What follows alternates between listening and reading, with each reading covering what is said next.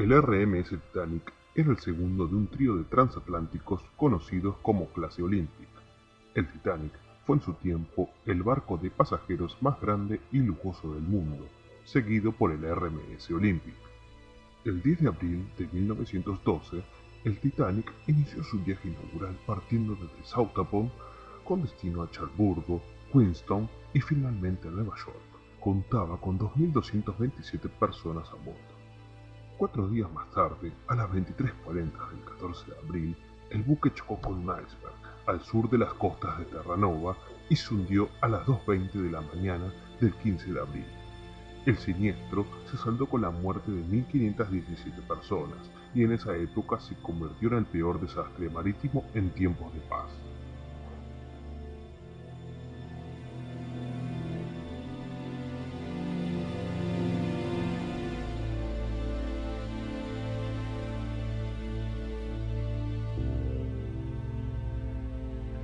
El Titanic fue construido en los astilleros de Harland & Wolff en Belfast, Irlanda del Norte. Se diseñó usando algunas de las más avanzadas tecnologías disponibles en aquel tiempo, tales como mamparos herméticos que dividían el casco en 17 secciones independientes y que se creía que podían mantenerlo a flote en caso de rotura de una parte del casco. Iba dotado de una potente estación de telegrafía, un nuevo diseño de hélice de 3 palas. El Titanic era más lujoso que el RMS Olympic y además de sus rivales de la Cunard, y su estándar al respecto no tenía en comparación a las instalaciones de primera clase en cuanto a lujo se refiere. Todo ello hizo que el Titanic fuera considerado insumergible según la prensa de entonces.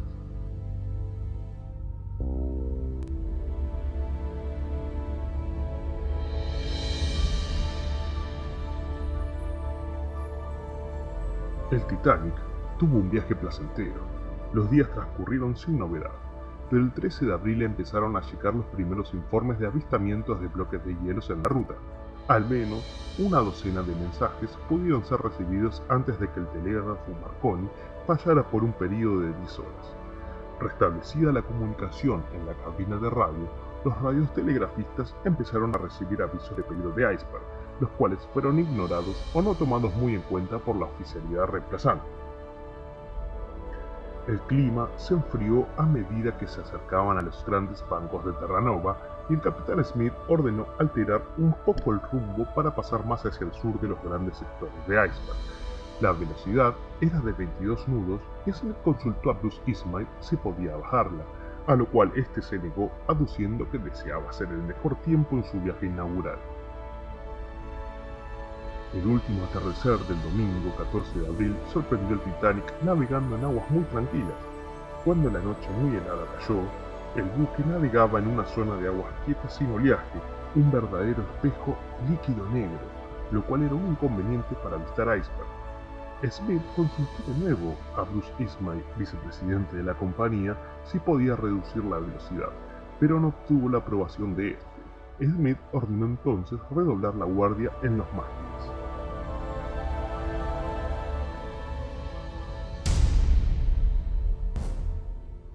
El 14 de abril de 1912, la noche era estrellada y el mar estaba excepcionalmente tranquilo. El primer y el sexto oficial estaban en el puente de Manhattan. Habían instruido cerrar todas las claraboyas del escotillón superior del sector del castillo de proa para no entorpecer la visión de los vigías apostados. A las 23:40 de la medianoche, mientras el Titanic navegaba 22 nudos, el vigía avistó un iceberg por delante a menos de 500 metros de distancia y con una elevación de unos 30 metros sobre el nivel del mar. Hizo sonar la campana 3 veces y telefonió de inmediato al puente de Manhattan. El primer oficial Murdoch, de guardia en ese momento, tomó las medidas que creyó correctas e intentó evitar la colisión. Primero, girando el timón a todo vapor, seguidamente dando marcha atrás, lo cual fue fatal pues el timón perdió una presión de virada. El barco, en el último minuto, logró evitar el choque frontal, con el que seguramente no se habría hundido y habría sido capaz de al menos flotar estando dañado. Seguidamente Murdoch ordenó viraje a estribor quizás demasiado pronto, sin sospechar que el iceberg se extendía a los costados por debajo del mar. Finalmente, el buque rozó el iceberg abriéndose las placas de estribor a 5 metros de profundidad, con 6 brechas diferentes que en total sumaban unos 100 metros de rasgaduras y 5 compartimientos abiertos al agua. El Titanic había quedado sentenciado. El capitán Smith sale de su camarote cuando el témpano ya estaba alejándose y se informa de lo ocurrido. Hace detener de inmediato el barco y llama a Thomas Andrews y a John Hutchinson, el carpintero, para repasar todo el barco. Andrews informa al capitán, en presencia de Bruce Ismay, representante de la compañía, que 5 de sus compartimentos estancos delanteros de estribor se combaron hacia adentro, saltando los remaches e inundándosele. En principio, el daño no parece fatal, sin embargo su diseñador Thomas Andrews, después de pasar el barco con el carpintero Hawkins, predice lo increíble: el hundimiento del Titanic sería a más tardar entre 2 a 4 horas. Jack Phillips, primer oficial de RAL, recibe la orden de enviar telegramas pidiendo auxilio, informándose también a diferentes embarcaciones, entre ellas el Bow Temple, Frankfurt, Birma, Baltic, Virginia y Carpathia. Este último se encontraba a 58 millas de distancia y tras recibir el SOS cambió de rumbo y se dirigió hacia la posición del Titanic. El RMS Olympic también escuchó la llamada de socorro de su hermano gemelo, pero no pudo hacer nada, se encontraba a 500 millas de distancia.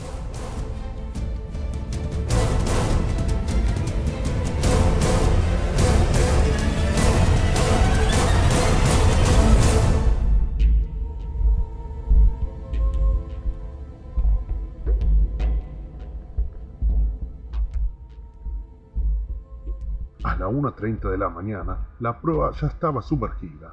A la 1:45, el agua alcanzaba las cubiertas de botes. Se desató el pánico entre los que quedaban y hubo disparos y confusión. 2 horas y 40 minutos después del impacto con el iceberg, a las 2:20 del lunes 15 de abril, el Titanic ya se había hundido. El hundimiento se saldó con 1.500 muertes aproximadamente, muertos por ahogamiento o hipotermia, debido a que el buque, aun cumpliendo con la legislación vigente, no llevaba botes salvavidas para todo el pasaje y tripulación. Solo se embarcaron 711 personas y un total de 1.178 plazas disponibles en los botes, dándosele preferencia a la primera y segunda clase, mujeres y niños principalmente. El 75% de la tercera clase pereció. Fue uno de los peores desastres marítimos en tiempos de paz y de la historia y sin duda el más famoso. La White Star Line alquiló 4 barcos para recuperar los cuerpos del desastre.